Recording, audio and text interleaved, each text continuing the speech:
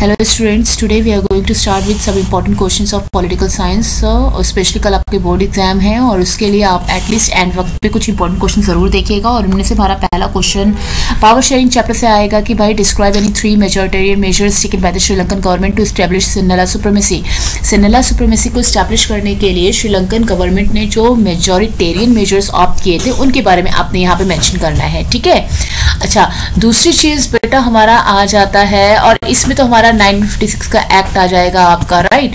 उसके अलावा आपका कैसे गवर्नमेंट और वहाँ की जो सिन्नला गवर्नमेंट या जो भी गवर्नमेंट थी उन्होंने जो पॉलिसीज थी वो सिन्नला पीपल की फेवर में कैसे थी, ये सब चीज़ें आपने मेंशन करना है, ठीक है। उन्होंने कैसे बुद्धिज्म को ऑप्ट किया, ये सब चीज़ें यहाँ पे मेंशन करना है। इसी ढंग से बेल्जियम ने कैसे एकोमोडेट किया regional differences and cultural diversity को, पूरी सिचुएशन को कैसे एकोमोडेट किया वो यहाँ पे मेंशन करना है। तो यहाँ पे आपका पूरा का पूरा कुछ तरीके आ जाएंगे, जैसे कि इक्वल नंबर ऑफ मिनिस्ट्रीज उन्होंने इस्टेब्लिश किया, कोऑपरेटिव गवर्नमेंट इस्टेब्लिश किया था उन लोगों ने, then fair share of power किया था इन्होंने। ये पॉइंट्स बड़े इंपॉर्टेंट है, इक्वल रिप्रेजेंटेशन आंसर लिखने के लिए बड़े काम आएंगे, तो एक बार इन पॉइंट्स को जरूर देख लेना।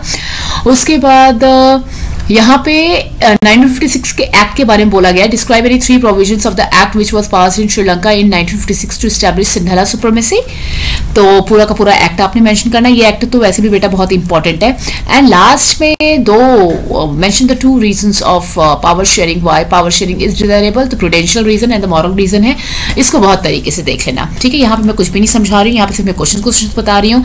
फेडरलिज्म में फेडरलिज्म की डेफिनेशन कर लेना और आपका difference between the coming together federation and holding together federation कर लेना। होल्डिंग टुगेदर फेडरेशन और बच्चे बहुत कंफ्यूज होते हैं। होल्डिंग टुगेदर फेडरेशन में पता है सिर्फ एक मोदी जी की शक्ल याद रखना कि उन्होंने हर चीज होल्ड कर रखा है और India is a part of holding together federation. तो इस ढंग से आप डिफरेंशिएशन कर सकते हैं। और फेडरलिज्म के फीचर्स बुक में 7 दे रखे हैं, कोई भी एटलीस्ट 5 फेडरलिज्म कर ही लेना बेटा, बहुत इंपॉर्टेंट है, बहुत ज्यादा इंपॉर्टेंट है। हर बार कुछ ना कुछ फंसता ही फंसता है, ठीक है। एनसीईआरटी से पढ़ लेना, वो ज्यादा बेटर रहेगा। Explain the role of union list, state list and concurrent list, एक बार इसको जरूर देख लेना, ठीक है। Why we called India as a federal country, इसमें आपने तीनों लिस्टों को ही मेंशन करना है, ठीक है। उसमें फेडरलिज्म के फीचर उचर मत देने लगना। Why again I am repeating, जब भी ये क्वेश्चन आता है what makes an India as a federal country, तो उसमें यूनियन लिस्ट को मेंशन करना है। पंचायती राज का सिग्निफिकेंस क्या है भाई, तो एक बार देख लेना। 3rd लेवल आता है इंडियन फेडरल सिस्टम का, ठीक है। और ये एक ऐसा लेवल है जो पीपल को चांस देता है रिप्रेजेंटेटिव बनने, लोगों के रिप्रेजेंटेटिव बनने का। और अप्रॉक्स 36 लाख इलेक्टेड रिप्रेजेंटेटिव है हमारे लोकल बॉडीज के, रिजर्वेशन है विमेन को, और काफी हद तक डेमोक्रेटिक सिस्टम ऑफ इंडिया को ये स्ट्रॉन्ग करता है। 1992 का अमेंडमेंट डिसेंट्रलाइजेशन वाला प्रोग्राम याद करना। 5 पॉइंट्स बुक में गिवन है, वो 5 पॉइंट्स आप करेंगे। ये देखो आ गया हमारा what makes India federal country, इसमें आप तीनों लिस्टों को आप मेंशन करेंगे, ठीक है। अच्छा, उसके बाद गांधी जी का व्यू रिगार्डिंग किसके, गांधी जी का view regarding the religion and politics.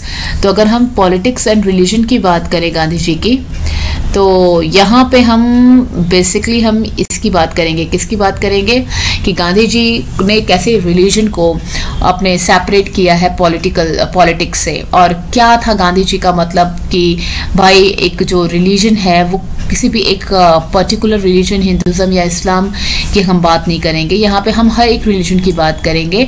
और इन्होंने ये भी कहा था कि काफ़ी हद तक पॉलिटिक्स जो चीज़ें होती हैं वो रिलीजन से काफ़ी हम चीज़ें उनसे लिया करते हैं। ये बेसिकली उस चैप्टर का है आपका जेंडर कास्ट रिलीजन का, ठीक है। यहाँ पे मैंने टॉपिक नहीं लिखा है। अच्छा, एप्रोप्रिएट टर्म क्या दिया जाएगा, a person who says the religion is the principal basis of community, communalist होता है। Then a person who believes in the equal right and opportunity for women and man, feminist होते हैं। फिर religious basis पे अगर कोई discriminate करता है तो सेक्युलरिस्ट होता है, राइट। ये आपका दोबारा बोल रही हूँ जेंडर कास्ट रिलीजन चैप्टर का है, ये भी gender caste and religion chapter का है। Mention any 4 step which can undertaken to improve the women representation in politics, क्या स्टेप्स हैं जिससे आप वुमेन रिप्रेजेंटेशन को स्ट्रॉन्ग कर सकते हैं, तो एक बार देख लीजिए। कम्युनलिज्म क्या है, इंपॉर्टेंट है। एंड कम्युनल पीपल के मेजर बिलीव्स क्या हैं, ये भी इंपॉर्टेंट है, एक बार इस क्वेश्चन को जरूर देख लीजिएगा। अगेन कम्युनलिज्म क्या है और कम्युनलिज्म काफी हद तक एक हिंडर है डेमोक्रेसी को स्मूथनिंग फंक्शनिंग करने में। तो कैसे हिंडर है, कैसे रुकावट है, एक बार इसको जरूर देख लीजिएगा। कई बार ऐसे कुछ क्वेश्चन आ जाते हैं जो दिमाग से आपने करने हैं। पॉलिटिकल पार्टी की बात करते हैं यहाँ पे, तो पॉलिटिकल पार्टीज में भाई चैलेंजेस तो मस्ट हैं, ठीक है। बुक में 4 चैलेंजेस दे रखे हैं बेटा, पूरे चैलेंजेस कर लेना, बहुत जरूरी। डायनेस्टिक सक्सेशन हो गया, लेक ऑफ इंटरनल डेमोक्रेसी हो गया, ठीक है, मसल पावर हो गया, राइट। ये देखो ना आपका ये लैक ऑफ इंटरनल डेमोक्रेसी है यहाँ पे, राइट। अगर हम लैक ऑफ इंटरनल डेमोक्रेसी की बात करते हैं तो इसमें बहुत सारी चीज़ें आ जाएंगी कि मतलब रेगुलर इंटरनल इलेक्शंस नहीं होते। देन आपका डायनेस्टिक सक्सेशन है यहाँ पे, डायनेस्टिक सक्सेशन को देख लेना कि एक पर्टिकुलर पार्टी है, उसी के कभी फादर है, कभी मदर है, कभी कोई है, कभी कोई है। मसल पावर, इट मीन्स ये लोग इतने ज़्यादा स्ट्रांग हो जाते हैं, जिसके पास मनी होती है, जिसके पास मसल पावर होती है, इस ढंग से ये लोग करते हैं। और absence of meaningful choice, it means हमारे पास इतने सारे चॉइसेस ही नहीं बचे हुए हैं कि भाई हम किसी को भी चूज कर लें, ठीक है। तो ज़्यादा डिफरेंसेस नहीं है, बस एक बात होती है ना, अंधों में काना राजा, मतलब कि जितने सारे लोग हैं उनमें से एक पर्टिकुलर पार्टी है जो अच्छी हो जाती है, उसी को हम चूज करते हैं। पॉलिटिकल पार्टी के 3 कंपोनेंट कौन से हैं आपको पता होना चाहिए। लीडर होते हैं, एक्टिव मेंबर होते हैं, फॉलोवर होते हैं। पॉलिटिकल पार्टीज नेसेसरी कंडीशन है डेमोक्रेसी की, क्यों है भाई, तो उनकी जितनी भी अच्छी अच्छी बातें हैं वो आप इसमें लिखेंगे। फिर उसके बाद 5 measures of reform political party, क्या क्या चीजें हैं, आप क्या कर सकते हैं, कैसे कैसे रिफॉर्म कर सकते हैं, वो हैं हम काफी हद तक, जैसे कि रेगुलेशन, इंटरनल अफेयर्स कर सकते हैं, स्टेट फंडिंग कर सकते हैं, पब्लिक ओपिनियन का प्रेशर डाल सकते हैं। एक बार इनको देख लो, measures to reform political, measures मतलब एक ऐसे कुछ मेजर्स बता रहे हैं जिससे कि हम रिफॉर्म कर सकते हैं पॉलिटिकल पार्टी को।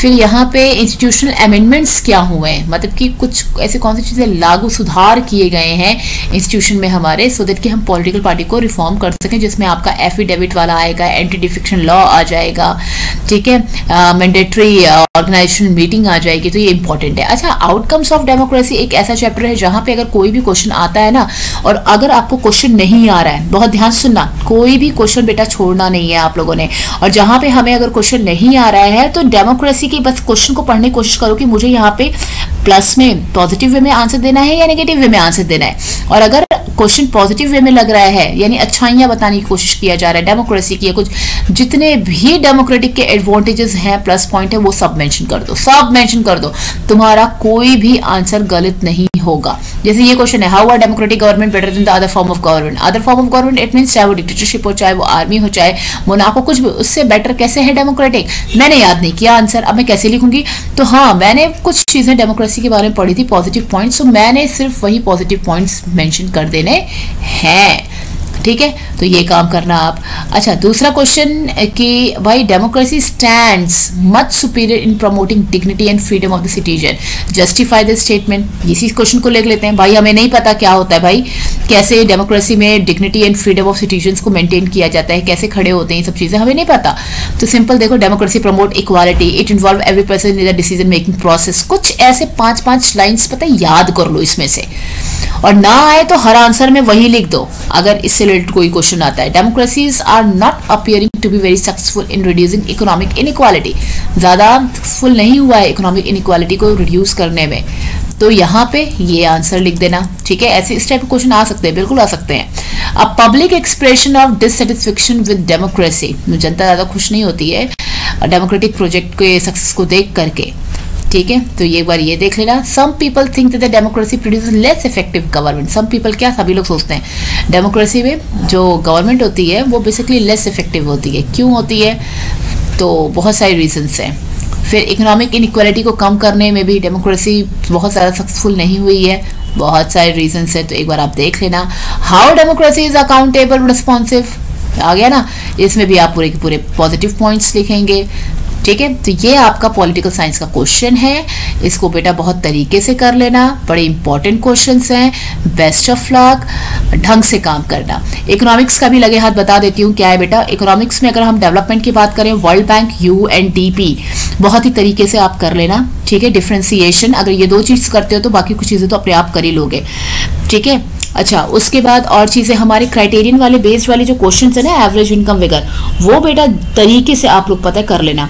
अच्छा, उसके बाद अगर हम सेक्टर्स ऑफ इंडियन इकोनॉमी की बात करते हैं, तीनों सेक्टर का जो क्लासिफिकेशन है बेटा, वो तरीके से आप ना कर लेना, ठीक है। और उसके बाद डिस्गाइज्ड हो गया आपका, जो बाकी जो एम्प्लॉयमेंट में डिफ्रेंसिएशन हो गया, सेक्टर्स का डिवीजन हो गया, चाहे वो पब्लिक सेक्टर हो प्राइवेट सेक्टर हो, चाहे वो आपका बाकी जो सेक्टर्स हो गए उनका हो गया, ये सब चीज़ें, ठीक है। ऑर्गेनाइज सेक्टर, अनऑर्गेनाइज सेक्टर हो गया, तो इनमें डिफ्रेंसिएशन आप देख लेना। बड़े सिंपल सिंपल क्वेश्चन है। मनी क्रेडिट में अगर हम बात करें तो मनी एंड क्रेडिट में आप फॉर्मल सेक्टर, इनफॉर्मल सेक्टर हो गया, ठीक। उसके बाद आपका हमारा जो बाकी जो चीज़ें हैं, एक एक नंबर के क्वेश्चंस जो आते हैं, कोलेट्रल वाला हो गया हमारा, then double coincidence of want हो गया, बार्टर हो गया, ये सब चीज़ें, राइट। क्रेडिट कैसे फ़ायदा हो सकती है, ठीक।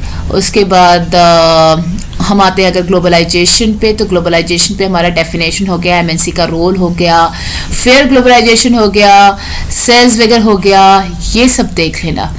अगर एटलीस्ट ये वाले क्वेश्चंस भी कर लेते हो जो वीडियो वाले क्वेश्चंस है, तो भी बहुत अच्छे नंबर आ जाएंगे। जो अच्छे बच्चे हैं उनके तो आने ही आने हैं बेटा, जिनको डर लगता है मैं उनकी बात कर रही हूँ, उनके भी बहुत अच्छे आ जाएंगे। क्वेश्चंस एक बार ज़रूर देख लेना, ऐसा मत नॉर्मल इसे वीडियो मत समझना, literally these questions are very very important for you all, ठीक है। बेस्ट ऑफ लक, पेपर बहुत ढंग से करना, अपने साथ पेंसिल ले जाना, हर एक आंसर्स पे इंपॉर्टेंट लाइन को मार्क करना, और try to just maintain your speed, अपनी स्पीड को मेंटेन किए रखना, और बहुत अच्छा जाएगा पेपर में। और सबके देखना आराम से अबव 70 आएंगे, एंड 100 में से 95 अबव जाएंगे आप लोग, ठीक है। बेस्ट ऑफ लक बेटा, गॉड ब्लेस यू।